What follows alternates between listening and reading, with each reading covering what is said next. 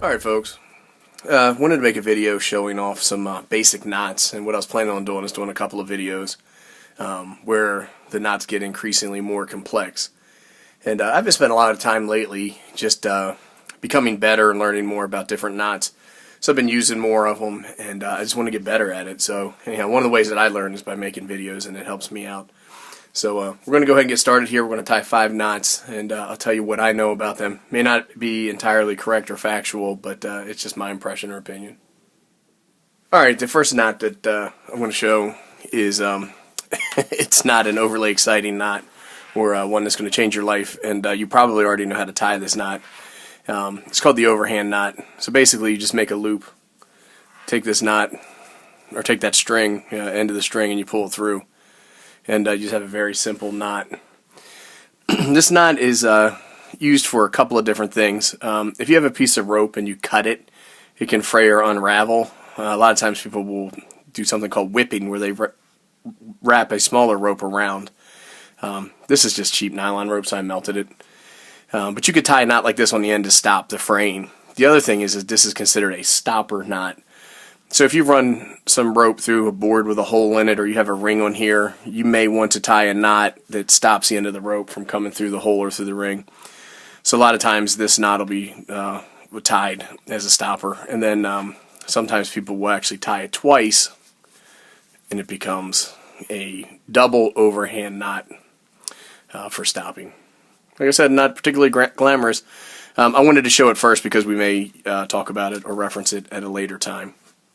Alright, the second knot that I'm going to tie is called a prusik knot, or a prusik knot, and it's used for a couple of different things. I use it all the time when I'm camping and I put up my hammock or a tarp or something like that. It's my understanding, I think the guy's name was James Prusik. He was a climber, and he came up with this knot. And what it does is it allows you to attach to a rope. So maybe you have a line, like a zip line or a climbing line or something like that. And I'm not a climber, so I don't really know all the technical terms. But you may want to tie another rope to that and then use it as an anchor point. And so anyhow, what I do is I take a smaller piece of string and I tie a double overhand loop, and we can cover that later. And then I just come up to the rope and I feed this through once, and I feed it through a second time. And then this is your prusik knot.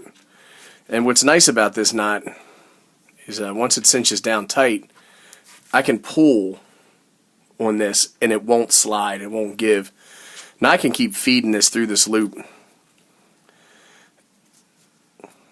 more and more to get better grip or better traction.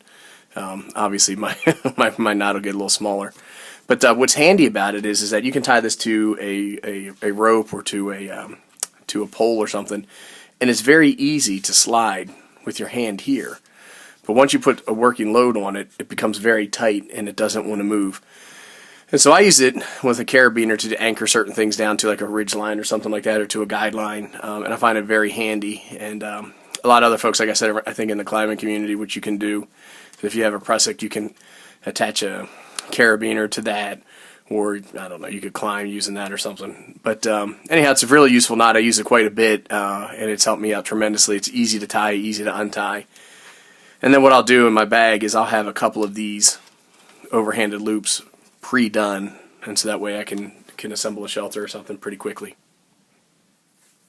Alright, for this knot, we're going to tie a square knot, and here it is finished.